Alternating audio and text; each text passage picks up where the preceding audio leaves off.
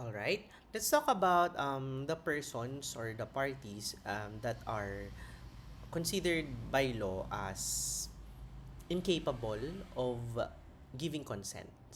Okay? So under Article 1327, the following cannot give consent to a contract. So we have first your unemancipated minors or typically the minors. Okay? Because minors are typically unemancipated. Okay? Number two is insane or demented persons, as well as deaf mutes who do not know how to write. Okay? So a valid contract requires consent, right? But of course, consent presupposes capacity. If you don't have capacity, how can you give consent? This provision lists classes of persons who, under the law, are considered incapable of giving consent. Why? Because of their circumstances, they cannot legally give consent. Therefore, contract entered into by them are generally defective with regards to their consent because their consent is not intelligently given. Their consent is not given in such a way that they are aware or they all know the possible consequences of the consent that they gave to. Okay? So we have here your unemancipated minors.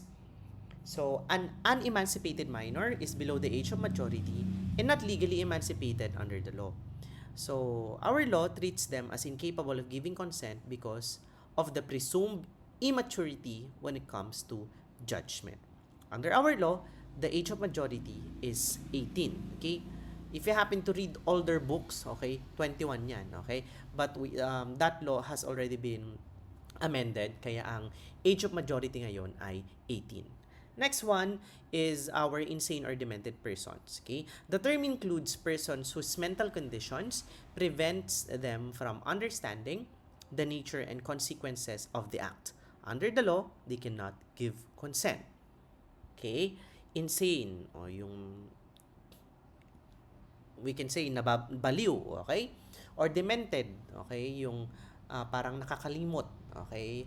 So they suffer dementia or senile dementia. Okay? Next one will be the deaf mute. But take note, not just deaf mute. Deaf mute who do not know how to write.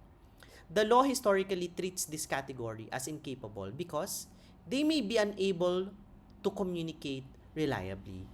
Kasi kung hindi sila marunong magsulat, how can they communicate? Okay? The incapacity is not because the deafness alone, but because of the inability to write. Okay?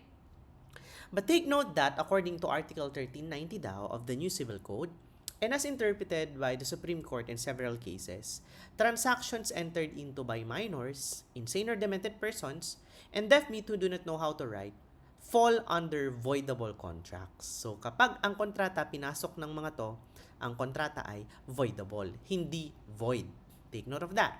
Okay? Because the defect is in the incapacity to consent, not necessarily the total absence of consent. Meaning to say, may consent, pero ang consent ay binigay ng isang taong incapacitated. Okay? Here, the law allows the incapacitated party, once they become capacitated, or their guardian or representative, okay, to avail the remedy of the so-called annulment. Okay? Walang bisa nila. Ipapasawalang bisa nila yung kontrata. Kasi nga, voidable yung contract. So, sinong pwedeng gumawa nun? Sila kapag wala na yung incapacity or yung representative nila or guardian nila habang sila ay still incapacitated. Or, kung gusto lang naman nilang pumayag na, okay, dun sa kontrata na napasok, okay, ratify naman. Ibig sabihin ng ratification or ratify, they will agree. They will cure the defect. Okay? In relation to this provision is your Article 1397, 1398, and 1399 of the Civil Code of the Philippines. Okay? Under these provisions, if the incapacitated party annulled the contract, magkakaroon dapat ng restitution. Ang ibig sabihin lang naman ng restitution, ibabalik kung ano yung natanggap. Lahat, as in, um, it is as if walang naging kontrata. So kung may na-receive na pera, kailangan ibalik. Kung may na-receive na item, kailangan ibalik. Yun ang tinatawag na restitution. This means that both parties, including the one who is incapacitated, must return all the items, okay, that has been received. Okay? With the exception, merong plot twist. Anong exception niya? Okay? Restitution shall not include items that are not beneficial to the incapacitated parties. For example, no, isang minor nagbenta ng item. So, inanal yung contract, so ibabalik niya dapat yung binayad. Pero yung nakuha niyang pera is instead na gamitin niya sa groceries, sa food, sa mga essential na pangangailangan niya, isinugal niya. 'Di ba? Or nawala niya. So, kailangan niya bang ibalik yung nawalang pera? The answer is no. Eh di sir, kawawa naman yung kabilang party. That's fine. Okay? Why? Because in the very beginning, they have to know whether or not the party they are contracting with is capacitated or incapacitated. Sir, paano kapag hindi niya alam? Paano kapag kunyari minor, mukha naman siyang adult? Pag kunyari insane, mukha naman siyang matino. Okay, mukha naman siyang walang dementia. Although yung deaf mute who do not know how to write, obvious naman yun. Okay, kunyari minor na lang. Okay, hindi ko alam na minor siya. Kasi 2 months na lang naman na, magiging 18 na siya. Yung binayad ko sa kanya, ibabalik niya sana kasi nga magre-restitution, pero hindi niya na maibalik, claiming that the money has been lost. Okay? So, kawawa naman ako. Okay? There is a jurisprudence, although I was not able to include that in my material, okay, that magkakaroon ng exception as to that. Okay? Provided na ganun yung circumstance. Okay? But generally speaking, okay, ibabalik, i-restitute, okay, except yung mga bagay na hindi na pakinabangan, okay, hindi mo na yun pwedeng bawiin. Okay? So, ano yung mga bagay na pwede nating masabing napakinabangan? Kung yung pera, ginastos sa food, etc. or what. Okay? Another exception to restitution or to the contract being voidable is yung tinatawag na necessaries. Kunyari, yung grade 6, bumili ng lapis. Yung lapis gagamitin niya sa school. Minor siya. Di ba? Voidable ba yung contract? Pwede bang ipa-cancel nung magulang yung contract? The answer is no. Because what has been purchased or the object of the contract is considered to be necessary. So, general rule, voidable sana siya. Pwede sana siyang annulment. Okay?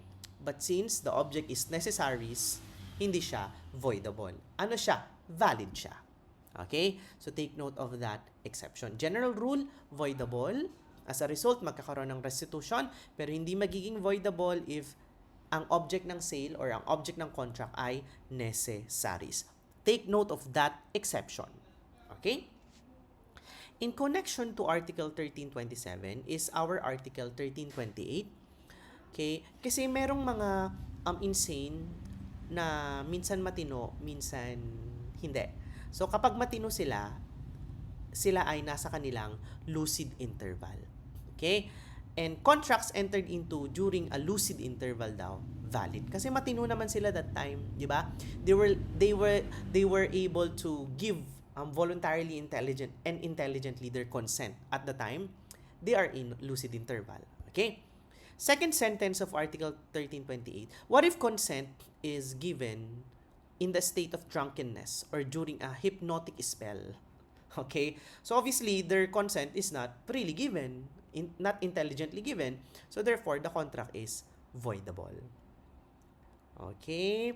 So a lucid interval is a period when a person who is generally insane or demented temporarily regains sufficient understanding and volition to know what they are doing and to decide freely.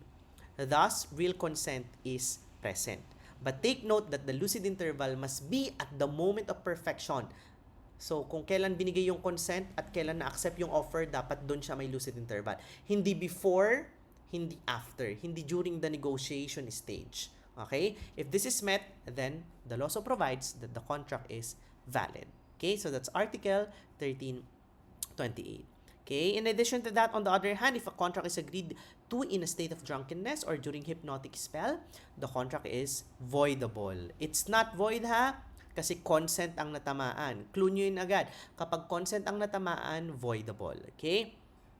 Here, the law assumes that there is a serious risk that the person did not understand the nature or consequence of the act or could not exercise free will.